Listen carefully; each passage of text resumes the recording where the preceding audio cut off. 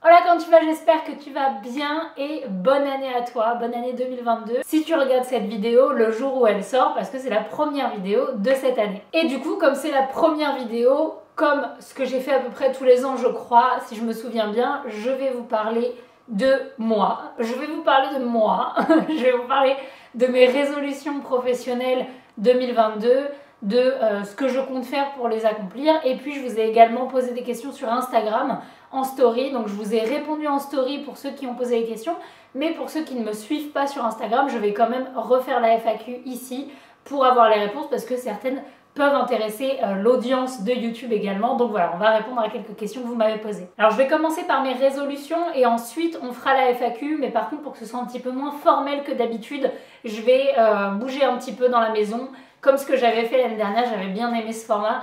Donc voilà, comme ça je vais pouvoir me détendre un peu, me poser, répondre à ça en plusieurs fois et voilà. Alors ma première résolution, c'est de signer des contrats d'abonnement avec de nouveaux clients mode et cosmétiques dans le domaine de l'éthique et l'écologique parce que je commence de plus en plus à cibler les marques avec qui je veux travailler et je sais que pour moi l'écologie c'est très important et la manière dont les vêtements sont fabriqués, etc. c'est très important pour moi, et également qu'il y ait de la représentation, que ce soit de la représentation de genre, de physique, etc. Donc je veux vraiment que cette année je puisse travailler avec des marques qui reflètent ces idées que j'ai, enfin ces points importants. Et donc du coup je voudrais énormément travailler avec des marques de mode et de cosmétiques qui sont éco-responsables et éthiques. Donc si vous passez par là et que vous connaissez des marques dans ce style, que vous êtes créateur, etc., je serais vraiment ravie de travailler avec vous. C'est des valeurs que je partage et donc je pense qu'on pourrait faire un bon travail ensemble. Ma deuxième résolution professionnelle, c'est, alors ça c'est une résolution que j'avais fait l'année dernière et que j'ai pas accomplie, comme quoi c'est pas grave, mais ce serait d'avoir une publication dans l'Officiel ou Vogue. Ce sont deux grands magazines reconnus pour la mode et donc je sais qu'avoir une publication là-dedans pourrait m'apporter du travail derrière. C'est pas juste pour la publication en elle-même parce que avoir une publication dans Vogue en soi, ça sert... Enfin, c'est pas parce que c'est Vogue comparé à un autre magazine que c'est plus gratifiant, même si c'est sûr que c'est un petit peu gratifiant parce qu'on sait que c'est plus difficile à atteindre comme objectif. C'est plus difficile d'avoir une publication dans Vogue que dans certains autres magazines, mais c'est pas juste pour la renommée de Vogue, c'est surtout parce que je sais qu'une publication dans un tel magazine pourrait m'apporter des clients intéressants derrière. Donc voilà, une de mes résolutions, un de mes objectifs, ce serait d'avoir une publication magazine, papier ou web, parce que c'est vrai qu'on pense forcément à du print quand on parle publication, mais il y a des publications web qui se font également et ça m'intéresse tout autant dans Vogue ou dans l'Officiel. Ma troisième résolution, ce serait d'améliorer ma formation en ligne. Alors j'en ai deux du coup, si vous passez par là et que vous ne connaissez pas encore mon travail, j'ai deux formations en ligne, une pour maîtriser les bases de la photo pour vraiment les débutants, et celle-ci je l'ai sortie cette année donc j'ai rien à améliorer parce que j'ai vraiment mis tout ce que je pensais être nécessaire dedans. Par contre, la première formation que j'ai sortie qui était pour devenir photographe professionnel, donc pour vraiment se professionnaliser et en faire son métier, c'est la première formation que j'avais sortie, c'était en 2020 et donc forcément comme c'était la toute première que je faisais, il y a des choses qui n'allaient pas et il y a des choses qui manquaient. Et donc aujourd'hui, j'ai envie d'améliorer toutes ces choses-là, que ce soit pour les élèves qui ont déjà la formation ou pour les futurs élèves qui voudraient s'inscrire. Donc voilà, sachez que même si vous avez déjà la formation, il va y avoir du changement dans ce que vous avez déjà appris. Il va y avoir de nouveaux modules, enfin des nouvelles vidéos dans chaque module, pardon.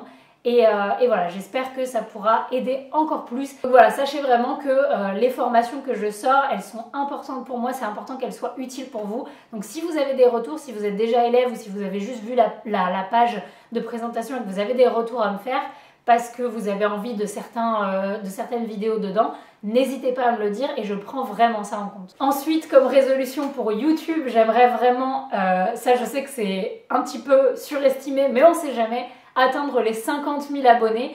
Déjà là, on a atteint les 30 000 abonnés il y a à peine un mois et on en est déjà à 32 ou 33 000 je crois, donc je vois que ça va relativement vite, mais franchement la barre des 50K, je pensais jamais l'atteindre aussi vite, ça fait quand même depuis 2018 que je poste toutes les semaines, mais voilà, je sens que vous êtes derrière moi et je sens que vous êtes de plus en plus nombreux et ça me fait tellement plaisir et du coup j'adorerais atteindre les 50K sur YouTube en 2022. Donc si vous pouvez m'aider à faire ça, n'hésitez pas à vous abonner si vous regardez ces vidéos et que vous oubliez à chaque fois de vous abonner.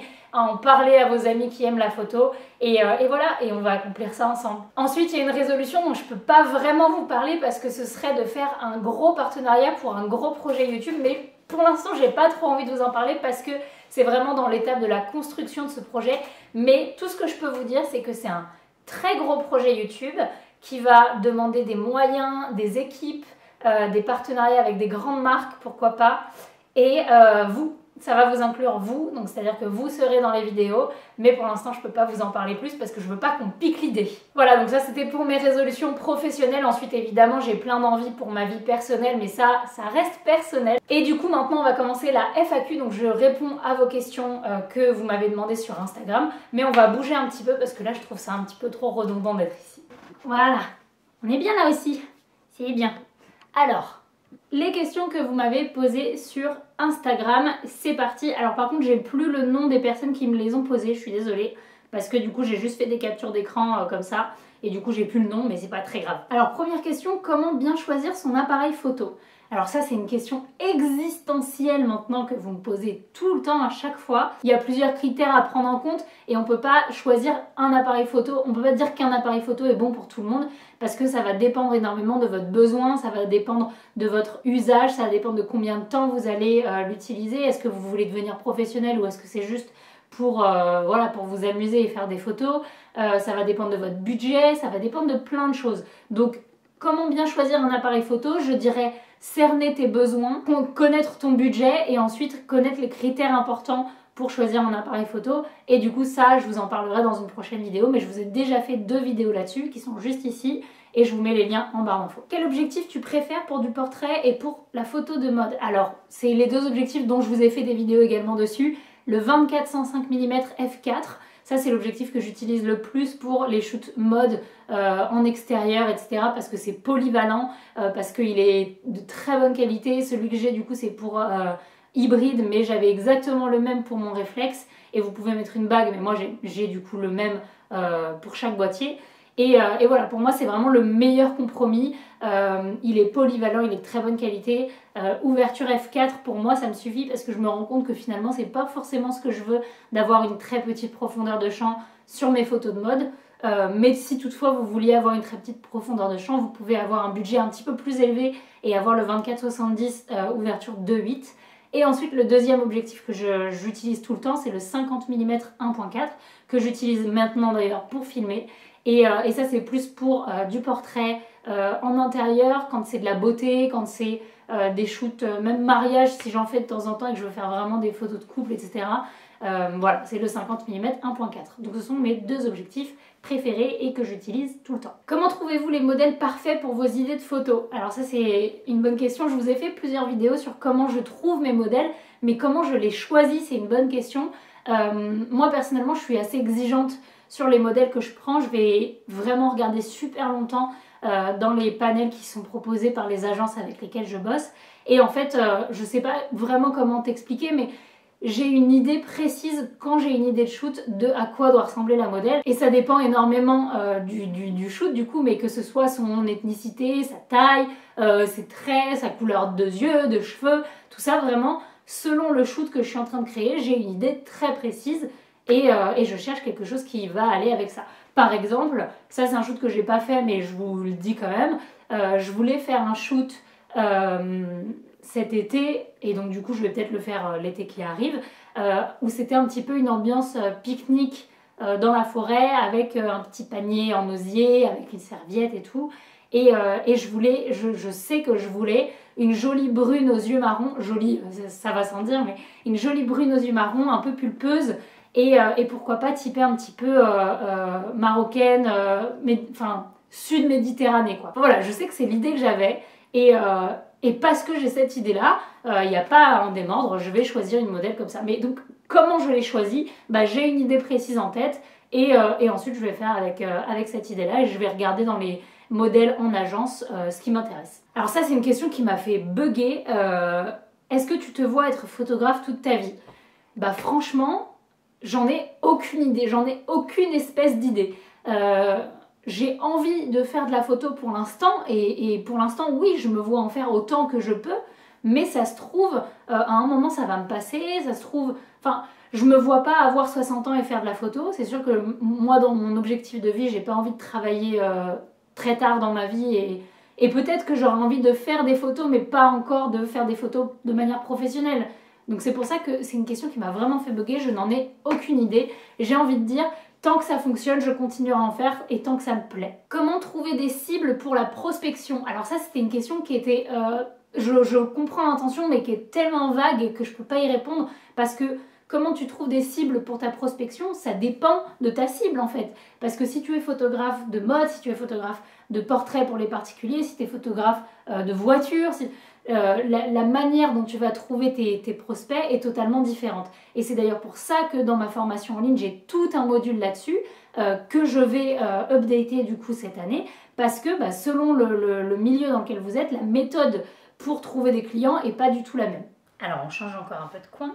Comment t'es venue la passion de la photo? Alors ça, si vous avez regardé le Canon Live Stories, j'en ai parlé vraiment dedans. Et sinon, je sais pas si j'en ai déjà parlé ici. Mais en fait, moi du coup de base, je connaissais pas le milieu de la photo. J'étais passionnée par le cinéma. J'ai toujours été passionnée par le cinéma. Et en fait, il y a des réalisateurs qui étaient très visuels, que j'aimais beaucoup. Et je me suis rendu compte que c'était ça aussi que j'aimais chez eux, c'était qu'ils soient très visuels. Donc comme par exemple Tim Burton, Tarantino, Oliver Stone, etc. Ils ont une identité visuelle qui est très propre et du coup en fait j'ai commencé à m'intéresser un petit peu à ça, en quoi c'était important, qu'est-ce qui la construisait et donc en fait ça m'a amené à m'intéresser à la photographie parce que c'est directement lié en fait et donc du coup après j'ai commencé à m'intéresser à la photographie. Et donc de base ça vient de mon intérêt pour le cinéma. C'est quoi selon toi le plus important à apprendre quand on débute? Vraiment la première chose. Alors ça c'est une très bonne question. Et c'est en fait mes deux formations, c'est pour ça que je les ai fait comme ça. Pour moi, la première chose, c'est d'apprendre les bases techniques de la photographie. Donc, comment on règle son appareil photo, qu'est-ce que c'est le triangle d'exposition, qu'est-ce que c'est la balance des blancs, les bases techniques et la lumière. Donc, les bases techniques de la photo. Et ensuite, le deuxième, je sais que tu m'as demandé que la première chose, mais pour moi, c'est limite égaux, c'est le marketing. Comment on crée son entreprise, comment on crée son site internet, comment on fait de la pub, comment on contacte des clients, comment on les trouve, comment on les cible, tout ça. Pour moi, c'est aussi important que la technique photo si on veut vivre de la photo. Ah, alors ça, je pense que ça peut vous intéresser aussi. Ayant pas trop de grands moyens, que conseillerais-tu pour me faire un fond blanc ou noir? Et alors ça vaut pour fond blanc, noir ou quelle que soit la couleur. Mais moi, personnellement, je prends des tissus, des chutes de tissus. Donc vous avez forcément des boutiques de tissus, soit en ligne, soit près de chez vous. Et donc, allez regarder, il y a souvent des gros bacs avec les chutes de tissus ou alors vous avez des tissus pas chers. Moi, je sais que j'ai trouvé des trucs à 2 € ou 3 € le mètre. Et donc, j'ai pris 3 mètres de tissu, donc ça m'a coûté que dalle. Et c'est comme ça que j'ai fait mes fonds blancs et noirs. Par exemple, sur ce shoot que vous voyez, que j'ai fait pour le magazine Malvie. Et bah du coup, c'était un tissu que j'avais pris, un tissu épais et blanc beige. Et voilà, et c'est très bien comme fond. As-tu d'autres passions hors la photographie? Oui, j'en ai énormément, même trop pour une seule personne. Comme je vous l'ai dit, je suis passionnée de cinéma, je suis passionnée de dessin et de graphisme. J'aime beaucoup faire... C'est pour ça d'ailleurs qu'à un moment j'avais essayé... je vous en ai pas parlé de ça, mais bon bref. J'avais essayé de faire une boutique qui est encore en ligne d'ailleurs, Redbubble, je sais pas si vous connaissez, où en fait on crée des designs qui sont ensuite mis sur des t-shirts, des casquettes, etc. Pour être vendus. Et donc j'avais essayé ça comme business à côté et ça a fait un fail total. Mais en tout cas, moi j'adore faire du graphisme. La musique aussi, je fais de la guitare, je chante. J'ai appris un peu de piano il y a longtemps. Donc j'aime beaucoup la musique. La muscu, je fais de la musculation depuis pas très longtemps. Mais c'est quelque chose qui m'intéresse vraiment. Et l'éducation canine, j'aime beaucoup, depuis que j'ai pris mon loup et même avant de le prendre, m'intéresser à l'éducation canine. Et voilà, ce sont des passions random que j'ai. Quelles sont les tiennes? Ta grande désillusion dans la photo? Alors ça, pour moi, ça a été de croire que être photographe, ça veut dire prendre des photos. Alors je m'explique, être photographe, c'est évidemment prendre des photos, mais tout ce qu'il y a à côté, c'est presque 70% du job. Donc du coup, être photographe, ça devient une petite partie, prendre des photos, et le reste, c'est voilà, le marketing, la retouche, le site internet, trouver des clients, etc. Et en fait, prendre des photos, c'est tellement une infime partie que voilà, ça a été une désillusion parce que je pensais qu'être photographe, c'était prendre des photos et c'est tout, quoi. Mais aujourd'hui, c'est quelque chose que j'apprécie vraiment dans mon métier. Pour le coup, je sais que je veux pas vous décourager parce que je trouve qu'on apprend à apprécier tous ces aspects aussi. Et moi, pour vous donner un ordre d'idée, mais l'année dernière, des shoots, j'en faisais 3 ou 4 par mois maximum. Des fois, c'était 1 par mois. Et pourtant, je travaille tous les jours de 9h à 19h, enfin de 9h à 18h. Donc voilà, je sais que c'est une petite partie de prendre des photos, mais moi j'aime beaucoup tout ce qu'il y a à côté. Pour moi, c'est ça qui fait le métier de photographe et c'est très intéressant. Voilà, je trouve qu'on a parlé assez longtemps et je vois que ma batterie va s'éteindre de toute manière, donc je pense qu'on peut s'arrêter là pour aujourd'hui. En tout cas, merci beaucoup à toi d'avoir regardé toute la vidéo si c'est le cas, la vidéo juste un petit peu. Comme d'habitude, n'oublie pas de t'abonner à la chaîne si tu as envie de voir d'autres vidéos en rapport avec la photo parce qu'il y en a plein qui t'attendent et il y a de gros projets comme je te l'ai dit. Donc n'oublie pas de t'abonner à mon Instagram également parce que c'est là que j'interagis avec vous le plus. Et moi, comme d'habitude, je te fais des bisous. Ciao!